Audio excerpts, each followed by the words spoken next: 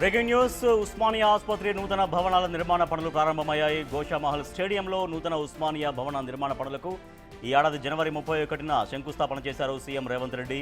ఈ నేపథ్యంలో దసరా సందర్భంగా భవన నిర్మాణ పనులకు శాస్త్రోక్తంగా పూజలు నిర్వహించి పనులను ప్రారంభించారు MEIL director K Govardhan Reddy.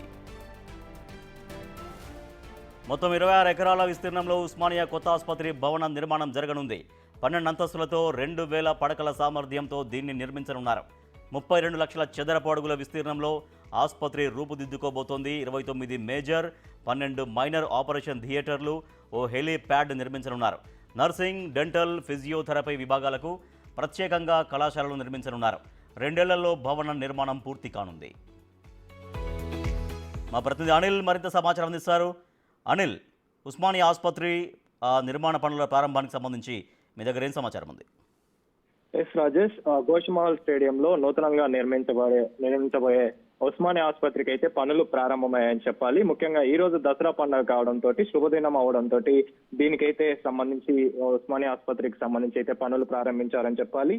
జనవరి 31న సీఎం రేవంత్ రెడ్డి చేతుల మీదుగా శంకుస్థాపన జరగగా ఈ రోజు ఈ పనులు అయితే ప్రారంభమయ్యాయని చెప్పాలి. ముఖ్యంగా MEIL director K Govardhan Reddy చేతుల మీదుగా అయితే ఈ పనులు ప్రారంభమయ్యాయని చెప్పాలి. మొత్తం 26 ఎకరాల విస్తీర్ణంలో ఉస్మానియా కొత్త ఆసుపత్రి భవనం అయితే నిర్మాణం జరగనుంది. మొత్తం 12 అంతస్తులతోటి ఈ భవన నిర్మాణం జరగనుంది. 2000 పడకల సామర్థ్యంతో దీన్ని నిర్మించనున్నారు. ముఖ్యంగా 32 లక్షల చదరపు అడుగుల విస్తీర్ణంలో అయితే ఆసుపత్రి రూపొందించబడుతుంది. ఇందులో భాగంగానే 29 మేజర్, అదేవిధంగా 12 మైనర్ ఆపరేషన్ థియేటర్లు కూడా ప్రత్యేకంగా ఈ భవన నిర్మాణంలో భాగంగా, అంటే ఈ నిర్మాణం జరిగిన తర్వాత ఏర్పాటు అయితే చేయబోతున్నారు. అదేవిధంగా ఓ హెలీప్యాడ్ నిర్మించనున్నారు.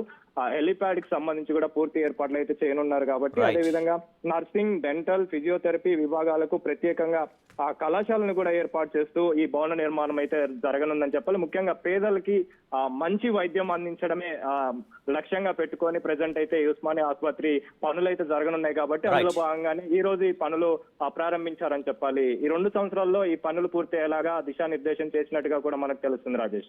Thank you Anil.